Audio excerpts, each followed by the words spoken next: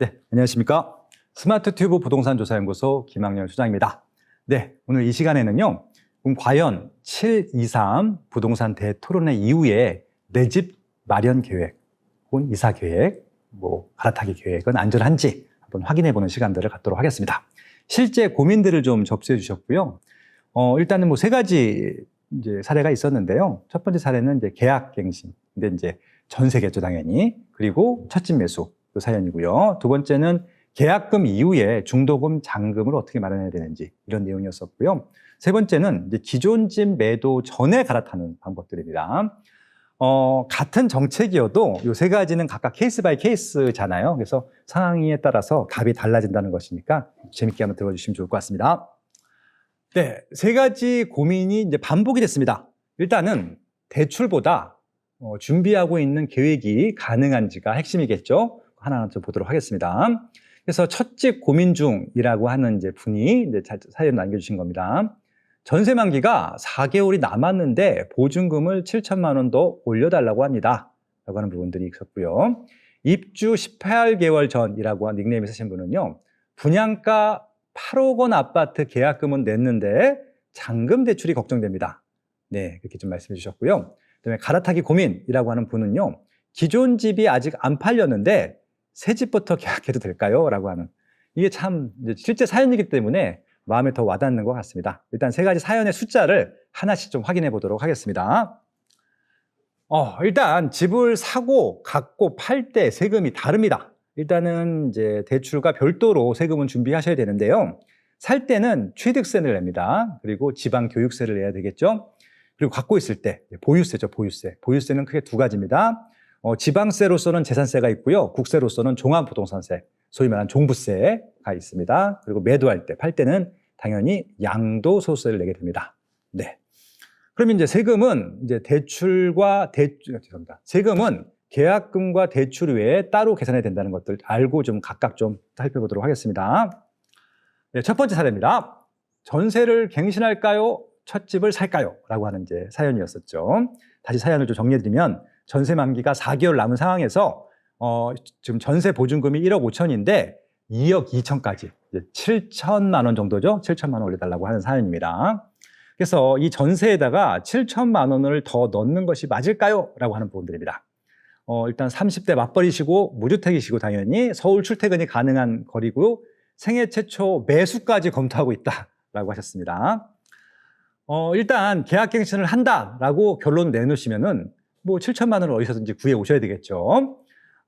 전세 유지도 실제 비용을 봐야 되는데요. 현재 이제 전세 보증금 1억 5천만 원에서 갱신 요구 보증금이 2억 2천이라서 7천만 원을 넣게 되면은 해결이 되는 겁니다. 근데 만약에 이것들을 이제 하지 않겠다라고 하는 것은 일단은 이제 좀 다른 또 요소들, 비용들도 고민을 해봐야 되겠죠. 예를 들어서 이제 일단 전세 자금 대출을 더 받는다라고 했을 때는 전세 대출에 대한 이자 부분들을 좀 고려해 보셔야 될 것 같고요. 이사를 가신다고 할 때는 이제 중개비가 있겠죠. 그리고 이사비도 있어야 될 것 같고요.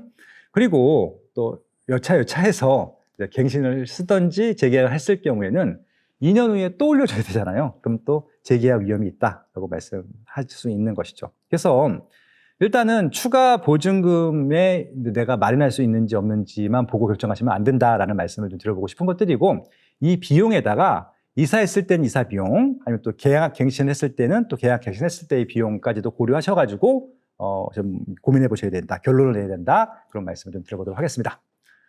일단 7억 원 주택을 살 수 있는지 한번 계산을 해보도록 하겠습니다. 전세금을 돌려받아도 부족 금액이 남는 것이죠. 이제 부부 합산 연소득이 이제 8천만 원이니까. 이제 돌려받을 전세금, 원래 전세 보증금이죠. 1억 5천입니다. 그리고 이제 보니까 별도로 보유 현금이 한 5천 있으셨다고 하시더라고요. 그리고 이제 사용 가능한 자기자금 총 2억이죠, 2억. 그러니까 1억 5천에다가 5천만 원이니까. 거기다가 이제 기존에 신용대출이 한 3천 있으셨나 봐요. 그래서 일단은 요거 가지고 일단 총액을 계산해 보실 텐데, 대출 한도만으로 매수를 결정하시면 안 된다는 일단 결론을 내놓고 시작하겠습니다. 그 이유가 세금까지 넣게 되면은 약 1억 9천만 원이 부족하기 때문에 그렇습니다. 그래서 집값 부족금 하고요. 취득세를 같이 한번 생각해 봐야 된다. 일단 말씀을 드립니다. 일단은 7억 원에 대한 예상 주택 담보 대출은 3억 2천만 원이에요. 네. LTV가 40%죠, 40%. 규제적인 것 같습니다.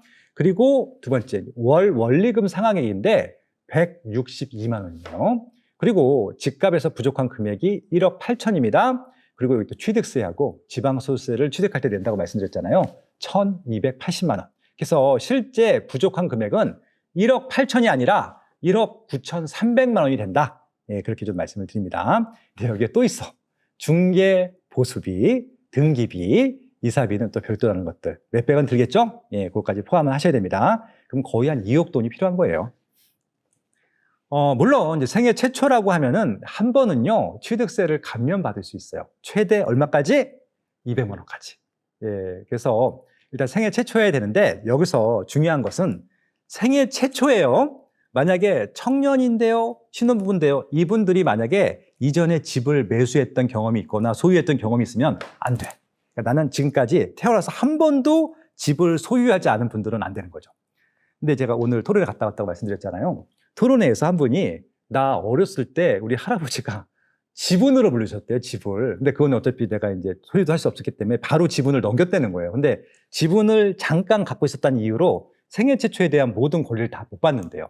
이런 것들은 아마 정부에서 보완을 해준다고 하니까, 근데 아직 제도가 바뀌진 않았습니다. 근데 지금으로서는 생애 최초자들이만 되는 것들이기 때문에 그분들도 지금 제도 내에서는 못 받아요, 혜택을. 그래서 생애 최초자만 받는다, 200만 원은. 이렇게 좀 말씀을 드려보도록 하고요. 그리고 출산 혹은 양육 가구 있잖아요. 애가 태어날 계획이 있든지 이미 태어났어. 이런 부분들은요, 500만 원을 또 감면해줘요. 예. 그리고 대형, 중형이나 대형이 아닌 일부 소형이에요. 일부 소형. 최대 300만 원까지 감면이 가능하다라고 하는 겁니다. 그러면 아까 감면이 없을 경우에는 1억 9,300이었는데 생애 최초에서 200만 원 감면받으면은 1억 9,100만 원. 출산 가구 감면까지 받게 되면은 1억 8,800만 원까지 되는 것이죠. 이 정도까지는 계산하실 수 있겠죠. 그리고 본인 조건이 어떤 건지 본인들이 스스로 찾으셔야 됩니다. 그리고 6, 2, 3에서 아까 말씀드렸던 논의들은요, 확정은 아니라고 말씀드렸습니다. 아직까지는 규제를 받으면은 규제 조건 그대로 적용하셔야 돼요. 그래서 현행 조건으로 먼저 조건을 계산해야 됩니다. 그래서 생애 최초 청년 신혼 대출 완화 요구가 있었는데 될지 안 될지 모르겠습니다. 그리고 정책 자금으로 대출해 줄 수 있는 부분들, 뭐 금리라든지 대출 양에 대한 것들이 이루어질지도 좀 봐야 됩니다. 그리고 이게 이루어진다 하더라도 실제 변경 전까지는 언제부터 시행해라 라고 나올 거잖아요. 그 전까지는 현행 제도를 따라야 됩니다. 그래서 당장 입주를 하셔야 되거나 이사를 하셔야 되는 분들 같은 경우는 이게 완화 가능성을 믿고 그냥 하시면 안 돼요. 언제부터 시행될지 모르는데 하면 안 되는 거잖아요. 피해볼 수 있는 것입니다. 이건 반드시 따져보셔라 말씀을 드립니다. 그리고 또 하나, 같은 7억 원이라도 선택지가 달라지는데요. 규모에 따라서.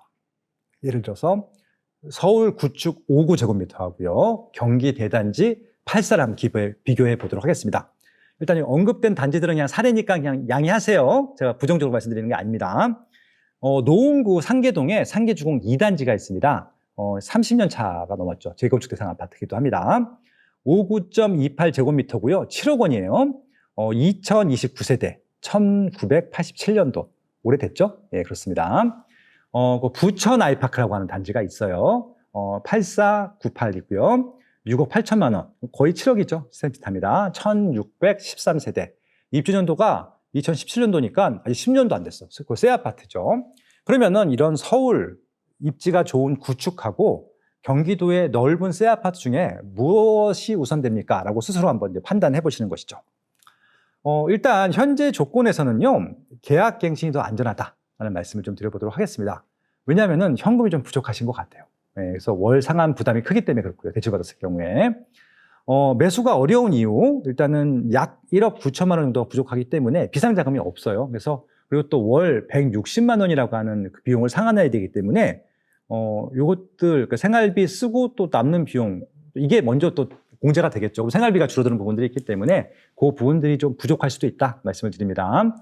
근데 다시 볼 조건들은 있겠죠. 근데 자기 자금이 증가할 수 있잖아요. 뭐 누군가 도움을 줄 수도 있으니까. 그리고 또 하나 또 악조건이 있잖아요. 신용대출이 갑자기 감소될 수 있습니다. 왜냐하면 작년보다 올해 감소됐어요. 신용대출이. 대출 총량이 줄다 보니까. 그리고 내가 생각했던 가격대가 있어. 네이버 매물 보고 갔는데 현장 가니까 가격을 올려요. 이럴 수도 있는 거잖아. 그렇죠? 또 깎을 수도 있겠죠, 물론. 그리고 감면이 되는 줄 알았더니 감면이 안 돼. 그리고 정책자금 대출을 못 받는 줄 알았더니 받을 수 있어. 이런 것도 왔다 갔다 하는 것들이 있잖아요. 그런 것들 다시 한번 따져보셔야 된다는 말씀입니다. 그래서 결국은 대출이 나온다는 것과 지금 사도 된다는 것은 다르다는 것입니다. 그건 정확하게 그 매도 시점에서 인수 시점에서 결정되는 것들이니까 그때 혜택이 없으면 못하는 겁니다. 그렇게 좀 이해하시면 될 듯합니다. 그래서 이렇게 한번 판단해 보시면 되겠다라고 하는 겁니다. 그래서 이게 지금 저는 매수를 하는 것들보다도 계약갱신 청구를 한번 더 해보시는 게 어떨까라고 좀 조언을 드리는 것들이고요. 두 번째 사례입니다. 일단 중도금 대출이 나오게 되면은 잔금까지 안전할까요? 이건 이제 새 아파트를 이제 청약이든 아니면은 뭐 그 분양권을 샀던 것이든 입주권을 샀던 것이든 뭐 그런 분들이 해당되는 것이겠죠. 근데 여기 지금 분양을 받았다고 얘기하셨습니다. 입주 18개월 전이라고 합니다. 좀 굉장히 좀 흐뭇하신 것 같고 기쁘신 것 같습니다. 일단 축하를 드리고요. 분양가 8억 원 아파트 계약금 8천만 원 일단 냈습니다. 이제 중도금 대출 예정되어 있는데 뭐 중도금 대출은 뭐 이게 유상일 수도 있고 무상일 수도 있습니다. 근데 아무튼 중도금 대출은 이제 알아서 나가는 것들이고요. 근데 입주할 때 잔금 대출이 적게 나오면은 계약을 못 지키고 걱정이 된다라고 말씀하셨습니다. 그럼 분양가가 얼마냐? 아까 계약금 8천만 원 냈다고 하는 거 보니까 계약금이 보통 10%잖아요. 그러면 아마 분양가는 8억일 거예요. 그렇죠? 그리고 중도금 대출은 이제 아마 보통 시공사 보증으로 해서 나갑니다. 이자 후불제인지 중도금 무이자인지 모르겠지만 나갈 거고요. 입주는 18개월 뒤에 있을 텐데 1년 6개월 후에 과연 잔금 대출이 얼마큼 나올 것인가 라고 하는 겁니다. 근데 또 중요한 것은 최근에 중도금 대출도 대출 총량에 걸린대요. 그래서 중도금 대출도 승인 안 나오면 어떡할까? 믿고 기다려도 될지 이런 것도 고민해 보셔야 되는 것은 사실인 것 같습니다. 그래서 결국 다시 말씀드릴게요. 계약금, 중도금, 잔금은 각각 따로 확인하셔야 됩니다. 그래서 언제 돈이 필요한지를 먼저 봐야 됩니다. 일단 다행히 계약금은 내셨습니다. 뭐 신용으로 냈던 자기 돈으로 냈던 잘 모르겠는데 내신 거니까 잊어먹으시고요. 중도금은 당연히 이자 후불제든 중도금 무이자든 집단 대출이에요. 시공사가 보증을 쓰고 이제 분양을 받으신 분들을 위해서 중도금 대출을 은행권과 연결해 주는 것이죠. 4억 8천 정도, 그러니까 절반 정도 가까이 되는 것이죠. 예, 그 정도 받는 것들이고요. 잔금은 이제 2억 4천을 내야 되는데 이때 보통 잔금 대출을 보통 받습니다. 그리고 이제 잔금 내고 나면 이제 취득세를 내야 되잖아요. 등기를 내야 되니까. 그럼 아마 이제 현금이 부족하다는 것들이 나올 것 같습니다. 그래서 중도금 같은 경우 집단 대출이 나오는지 여부를 따져보시면 될 것 같고, 이제 그 잔금하고 이제 취득세 이런 것들은 지금 이제 언제 돈이 필요한지를 정확히 계산해야 된다까지 좀 정리해 보도록 하겠습니다. 723 논의 때 계약자 보호가 연결이 되는데 일단 확정 전에는 이제 기준일이 먼저 확인해야 됩니다. 어떤 것들이냐면은 여러 가지 논의가 나왔고 제안이 나왔었는데 기존 계약건의 경과 조치를 요구하는 것들에 대해서는 받아주자라고 하는 이제 논의가 나왔었고요. 뭐 대통령님도 굉장히 긍정적으로 반응하셨고 거기 뭐 이어권 금융위원장님도 고개를 끄덕이실 것까지 확인했거든요. 근데 이것은 한번 확인해 보셔야 될 것 같아요. 또 계약일을 언제로 잡을 것인지, 계약금 납부일로 잡을 것인지. 왜냐하면 또 계약금을 이게 분할해서 하는 경우들이 있습니다. 일단 가계약금 걸고 500만 원 걸고 본계약을 나중에 할 때도 있거든요. 그래서 가계약 걸 때부터 해준 것인지. 근데 가계약이랑 본계약 사이에 제도가 바뀔 수도 있는 거잖아요. 그런 부분들이기 때문에. 그리고 아예 그냥 아싸리 대출해줄 때 기준으로 할 거야. 이런 데도 있거든요. 이건 사전에 반드시 확인해 보셔야 된다 말씀을 드립니다. 그러면은 이것들을 어떻게 확인해 보느냐. 대출을 해주는, 집단 대출을 해주는 은행한테 확인해 봐야 되는데 이게 전화로 한 거는 기록이 안 남잖아요. 그래서 이건 반드시 서면으로 하셔야 돼. 서면. 녹취하면 안 되나요? 예, 녹취가 불법일 수도 있고 녹취는 기록이 이게 증거가 안 된다고 합니다. 그래서 반드시 은행한테 서면으로 받으세요.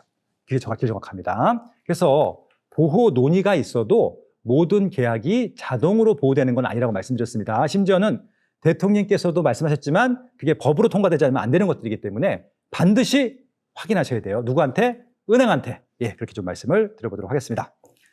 그리고 잔금일에 1억 1천만 원 정도가 필요한데 잔금 부족분이죠. 취득세랑 함께 좀 그것도 계산하셔야 된다는 말씀을 드립니다. 일단은 이제 필요한 잔금이 이제 2억 4천이고요. 예상 잔금 대출이 1억 5천 나옵니다. 그러면 대출 후 부족금이 9천만 원일 텐데 거기다가 취득세랑 지방교육세가 2,050만 원이에요. 그래서 실제 필요한 것은 9천 더하기 2,050만 원이니까 1억 1,050만 원이 더 필요한 거죠. 잔금 대출 빼고도.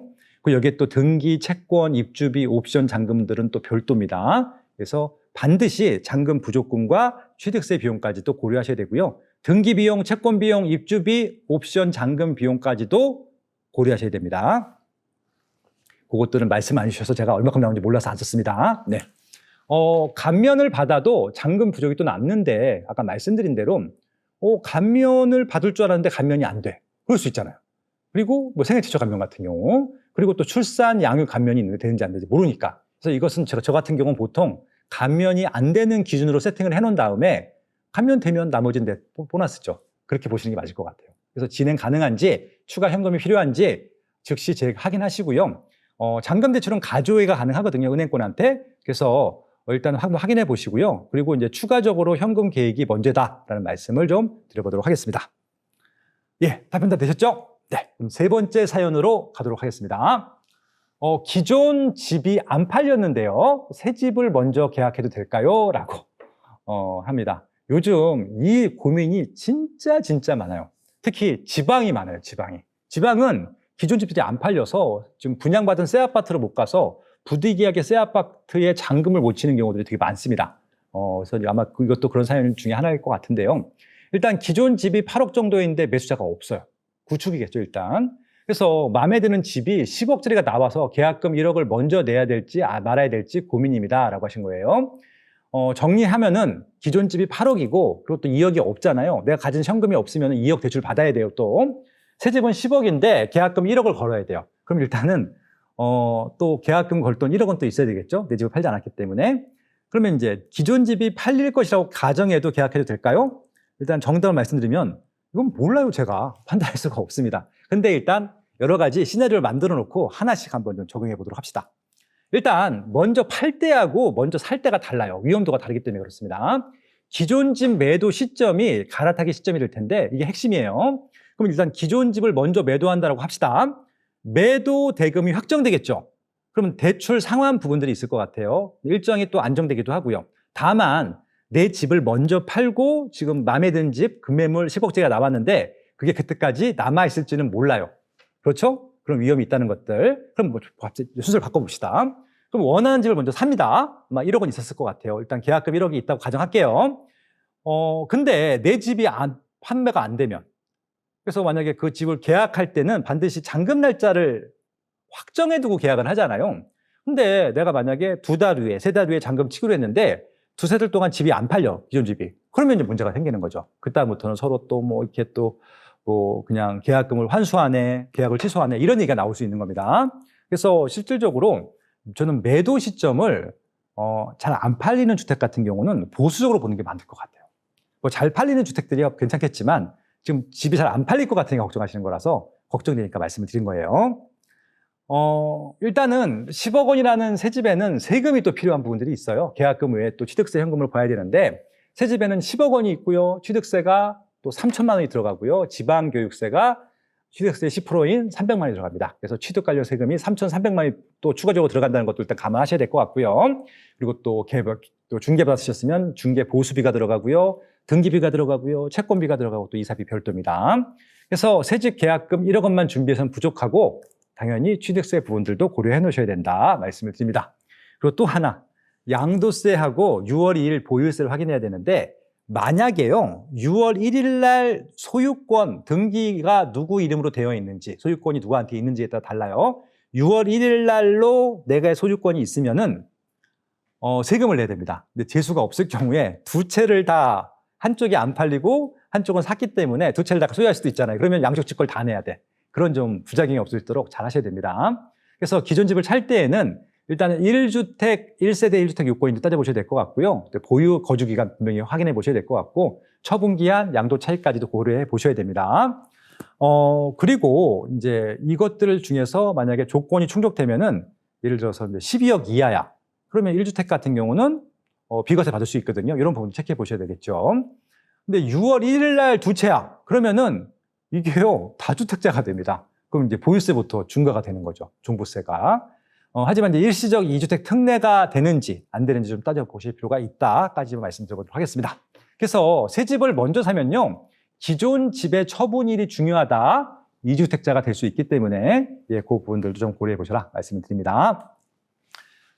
현재 조건에서는요, 기존 집 매도 계약이 먼저입니다. 그렇죠? 그래도 안전한 것입니다. 그래서 매도 대금이 확정되지 않은 상태이기 때문에 그렇고요. 그래서 저는 좀 안전한 걸 말씀드리면은 기존 집을 매도하고 매도 잔금이 확정한 다음에 새 집 계약을 진행해야지 되지 않겠느냐라고 생각합니다. 그리고 이제 새 집을 먼저 매수할 수도 있잖아요. 근데 이럴 때는요, 현찰이 좀 있어야 돼요. 잔금 낼 좀 그 유동성이 있어야 됩니다. 잔금 낼 현금이 있으면 가능한 것들이고, 그리고 당연히 취득세가 있어야겠죠. 예, 그리고 매도 지연 감당할 수 있어야 되고요. 대출 세금 사전 확인해야 되는 겁니다. 그래서 제 생각에는 잔금될 현금이 없어 라고 하면은 최근에 대통령님께서 보여주신 사례가 하나 있어요. 예, 집주인 등기라고, 근저당, 예, 집주인 근저당이라고. 그 방법도 활용할 수 있을 것 같습니다. 왜냐하면 기존 집이 안 팔렸어요. 왜냐하면은 기존 집이 일단 팔고 잔금 날짜가 뒤로 밀릴 수 있잖아요. 그 일정에 맞춰서 이제 그 근저당을 해놓을 수 있죠. 대통령님께서 하셨기 때문에 그건 분명히 합법적인 방법이거든요. 그 방법을 통해서 조금 그 잔금 치는 시기들을요 좀 조정할 수도 있을 것 같습니다. 그러니까 일시적으로 2주택이 될 수 있잖아요. 보두계약에. 근데 이거는 2주택으로 가겠다는 얘기가 아니라 한 집을 팔겠다는 것들이 있으니까 그것들에 더 명확하게 써야 되겠죠. 근데 이것은 기본적으로 취득세하고 저기 뭡니까? 뭐 이런 부대 비용들은 현찰로 내야 되거든요. 그 돈은 있으셔야 됩니다. 그렇죠? 예, 그것들이 있다는 상태 내에서 여유가 있다는 상태 내에서 그렇고요. 매도하시는 분들이 양해를 또 구해줘야 되겠죠. 이런 부분들도 반드시 따져보셔야 된다. 그랬을 경우에는 집주인 근저당도 활용할 수 있는 하나의 방법이 될 수 있을 것 같다. 말씀을 드리도록 하겠습니다. 그래서 기존 집이 바로 팔릴 것이라고 하는 기대만으로 계약하면 안 되고요. 이재명 대통령의 집을 사신 분도 팔고 잔금이 안 맞은 거잖아요. 그래서 이것들은 반드시 팔 수 있다는 가능성이 있을 때 팔고 나서 하시는 게 맞아요. 잔금이 안 맞았을 경우에는 그렇게 하시면 되겠습니다. 계약 전에 9가지를 확인해 보시기 바랍니다. 세금까지 포함한 계획이 버텨야 되는데 한번 9개를 한번 말씀드려 보도록 하겠습니다. 일단 현재 내 주택수가 있어야 됩니다. 다주택자들은 문제가 되기 때문에 반드시 주택수를 확인해 보셔야 되고요. 무주택자분들은 뭐 고민할 필요는 없죠. 그리고 실제 가능한 대출 금액을 확인해 보셔야 되고요. 가능한지도, 언제까지 가능한지도 확인해 보셔야 됩니다. 그리고 계약금, 중도금, 잔금 일정을 반드시 확인해 보셔야 될 것 같고요. 그리고 취득세 감면 여부 한번 확인해 보셔야 될 것 같고요. 그리고 기존 집의 양도소득세를 계산해 보셔야 됩니다. 혹시라도 비과세 요건이 안 될 수 있잖아요. 뭐 다주택자였다든지 금액이 조금 뭐 좀 이상했다든지 그러면은 이게 비과세라고 가정하고 잔금 계획을 짰는데 세금 냈다고 하면은 세금 낸 부분만큼 또 잔금 부분들이 또 부담이 더 커지는 것들이니까 그 부분도 확인해 보시라고 하는 것들이고요. 그리고 6월 1일 보유 주택수인데 만약 6월 1일에 두 채를 갖고 있으면은 두 채 다 재산세를 내야 돼요. 혹시 넘게 되면 종부세도 내야 될 수 있고요. 그래서 7월 달, 9월 달, 12월 달에 본의 아닌 세금이 나올 수도 있다는 것도 감안하셔야 될 것 같고요. 그리고 매달 감당할 금액들이 있잖아요. 대출 받아야 되니까. 그리고 이게 지역에 따라 좀 단지에 따라 다르다는 말씀인데 이게 이제 예를 들어서 분양권 전매가 돼 있다든지 뭐 그런 게 있어요. 전매 제한. 그리고 또 하나는 규제 지역인지 비규제 지역인지 따라서 다를 수도 있으니까 반드시 체크해 보시고요. 그리고 아까 말씀드린 대로 뭐 잔금이라든지 조건들 좀 이렇게 유의할 수 있잖아요. 그럴 때도 계약이 유지가 가능한 여부도 확인해 보셔야 된다까지 좀 말씀드리도록 하겠습니다. 그래서 계약은요. 계약만 하고 끝나는 것이 아니라 마지막 잔금일까지 유지할 수 있어야 되고요. 그 잔금일 때 철저하게 잔금을 처리할 수 있고 등기까지 할 수 있어야 된다라는 조건입니다. 왜냐하면 잔금 쳤는데 등기 또 안 가져가시는 분들이 또 간혹 있거든요. 그럼 안 된다는 것들이죠. 그렇게 좀 말씀을 드려보도록 하겠습니다. 그래서 이런 과정에서 실수할 수 있는 부분들이 있는데 그 부분까지 말씀드려보도록 하겠습니다. 일단 대출 한도만 보고 계약하는데 이거는요. 대출 한도는 말 그대로 그냥 규정이고요. 내가 대출 받을 수 있는지 여부는 직접 확인해 보셔야 돼요. 그리고 중도금만 보고 잔금 누락하는 경우들도 있는데 잔금이 더 중요합니다. 이거 절대 중요도금만 따지시면 안 된다는 말씀드리고요. 또 하나 취득세든 뭐 양도세든 세금과 부대 비용들이 있잖아요. 등기비도 있고 복비도 있고 여러 가지 비용들이 있는데 이 부분들도 요즘은 집값이 크기 때문에 반드시 고려하셔야 됩니다. 최소한 몇백 이상 들거든요. 그런 부분들이 있고요. 그리고 또 제일 중요한 건데 기존 집이 팔릴 것이라고 가정하시는 분들이 있는데 아무리 좋은 집도요. 수요가 확 줄어들 때가 있거든요. 뭔가 좀 시즌이 안 좋거나 전쟁이 나거나 그런 데들 있잖아요. 갑자기 뭐 금융위기가 오거나 그럴 때이기 때문에 항상 기존 집이 팔리는 것들이 확정이 돼야 돼. 그렇죠? 그리고 또 하나 뭐냐면은 확정되지 않은 정책 있잖아요. 뭐 곧 해줄 거야, 취득세 감면해 줄 거야, 뭐 대출 더 많이 줄 거야. 이거 믿으시면 안 됩니다. 확정되고 남들이 한두 번 그것들을 혜택을 보는 거 보고 들어가시는 게 훨씬 더 정확하다 말씀을 드리는 것들이고요. 그리고 이게 제일 중요한 것 중에 하나일 텐데 최근 오른 지역만 추격하시는 분들이 있는데 거품 가격이 있어요. 그러니까 어떤 것들이냐면은 계약이 최근에 됐잖아요. 신고가입니다. 근데 신고가가 한번 계약되고 계속 신고가가 나와야지 내 산 가격이 안정된 금액인데 신고가만 한번 계약이 되고 그 이후 거래부터 내 그 신고가보다 싸게 거래되는 단지들이 꽤 많거든요. 그래서 최근 오른 지역 추격 매수할 때는 반드시 계속 그 금액대로 계약이 되는지를 보셔야 됩니다. 시세가 빠질 수도 있으니까. 그리고 또 일부러 비싸게 계약하는 건수들이 간혹 있거든요. 여러 가지 세금 문제 때문에. 그러니까 그런 것들 따라서 하면 안 된단 말이죠. 그러니까 최소한 몇 건의 거래를 보고 들어가시는 게 맞다 말씀을 드리는 겁니다. 그래서 집값보다 먼저 내 계획이 끝까지 버틸 수 있어야 되는데 이 6가지 실수들을 피하셔야 된다는 말씀 좀 드려보도록 하겠습니다. 예, 다 했고요. 3가지 사례를 다 말씀을 드렸는데 이거는 뭐 임차는 임차대로 그리고 또 이 또 분양권은 분양권대로 또 갈아타긴 갈아타기대로 여러 가지 우리가 경우의 수를 다 다룰 수 있어서 좋았던 것 같습니다. 그래서 중요한 것은 확정되지 않은 것들을 확정된 것처럼 간주하고 의사결정하시면 안 된다는 말씀을 드리고요. 특히 돈이 오갈 때는요. 확정된 것들, 내가 조금 손해보더라도 확정된 상태에서 움직이시는 게 의사결정하시는 게 가장 바람직하다라는 말씀을 드리면서 오늘 사례 케이스 스타디는 마무리하도록 하겠습니다. 도움 되셨습니까? 앞으로도 이런 좀 상담 코너들을 많이 운영하실 것 같아요. 머니인사이드에서. 그래서 상담 사연이 있으시면은 여기 또 이렇게 댓글로 많이 또 상담해 주시면은 또 순서 마련해서 또 해드리도록 할 것 같고요. 스마트 튜브에서는 또 매일 뉴스 브리핑을 하거든요. 이런 또 새로운 제도들이라든지 정책적인 것들, 또 여러분들이 받으실 수 있는 혜택들을 매일매일 오전 8시마다 생방송으로 소개해드리고 있으니까요. 스마트 튜브 채널도 많이 구독해 주시면 감사할 것 같습니다. 다음에 또 사연이 있으면 찾아오도록 하겠습니다. 감사합니다. 고맙습니다.